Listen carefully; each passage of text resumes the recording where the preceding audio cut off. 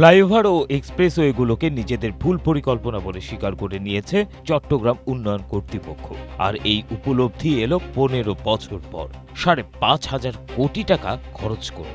সংস্থাটি জানিয়েছে, সমন্বিত ট্রাফিক ব্যবস্থাপনার বদলে শুধু বড় অবকাঠামো নির্মাণ করে চট্টগ্রামে যানজট কমানো সম্ভব হয়নি। 2010 সাল থেকে 2024 সালের মধ্যে নগরে 4টি ফ্লাইওভার, একটি ওভারপাস এবং একটি এলিভেটেড এক্সপ্রেসওয়ে নির্মাণ করা হয়। শুরু থেকে নগর পরিকল্পনাবিদরা সঠিক সমীক্ষা ছাড়া এসব প্রকল্প বাস্তবায়নের বিরোধিতা করে আসছিলেন। সিডিএ বলছে, আন্তর্জাতিক মানদণ্ড অনুযায়ী যানজট নিরসনে প্রথম পদক্ষেপ হওয়া উচিত ছিল ট্রাফিক ম্যানেজমেন্ট এবং সিগন্যাল ব্যবস্থার আধুনিকায়ন। কিন্তু অতীতে সেই পথে না হেঁটে উড়াল সড়ক তৈরিতে বিপুল বিনিয়োগ করা হয়েছে।